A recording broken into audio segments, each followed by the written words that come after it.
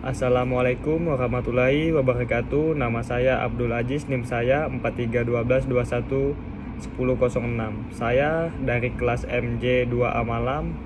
Baik, pada kali ini saya akan membuat tugas besar praktikum jaringan komputer. Kali ini saya akan menjelaskan tentang soal pertama dulu, yaitu Gedung Tower A Politeknik Negeri Batam akan dibangun jaringan di lantai 11 guna mendukung aktivitas perkuliahan.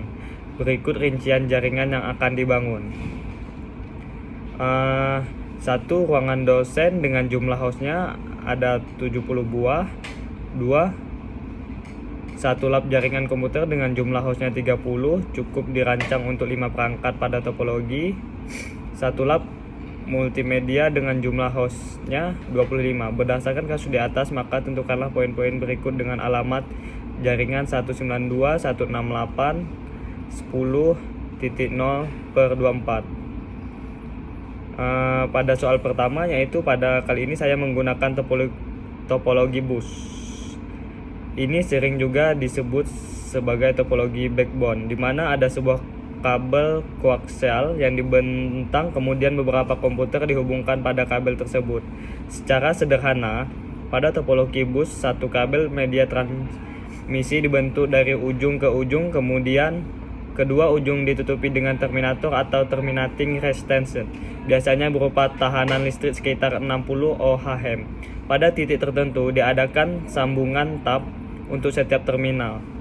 Wujud dari tab ini bisa berupa kabel transceiver bila digunakan T coax sebagai media transmisi, atau berupa BNC T konektor bila digunakan DIN coax sebagai media transmisi, atau berupa konektor RJ45, dan hub bila digunakan kabel UTP. Computer Engineering Pack 23, transmisi data dalam kabel bersifat full duplex dan sifatnya broadcast. Semua terminal bisa menerima transmisi data. Suatu protokol akan mengatur transmisi dan penerimaan data, yaitu protokol Ethernet atau CSMA atau CED. Pemakaian kabel coax dalam kurung 10 base/5 dan 10 base/2 telah distandarisasi dalam IEE 802.3, yaitu sebagai berikut. Tabel karakteristik kabel koaksial 10 base/5, 10 base/2, rata data 10 Mbps, panjang segmen 50 m, 185 m, rentang maksimal 2500 m dan 1000 m. Tab segmen 1030, jarak per tab 2.5 dan 0/5. Diameter kabel 1 cm 0/5. Melihat bahwa pada setiap segmen bentang kabel batasnya, maka diperlukan radiator untuk menyambung segmen-segmen kabel. Yang kedua, saya akan menjawab tentang IP address untuk seluruh perangkat dalam bentuk tabel.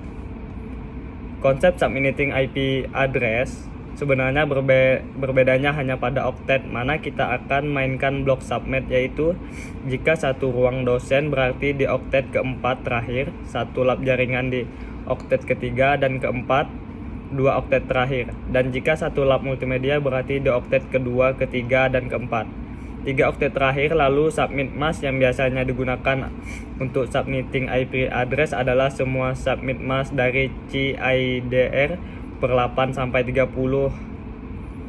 Analisisnya yaitu 10.0.0.0.0. IP addressnya satu ruang dosen dengan subnet mask per 16. Nah, itu saja yang dapat saya sampaikan. Lebih dan kurangnya saya mohon maaf. Assalamualaikum warahmatullahi wabarakatuh. Terima kasih.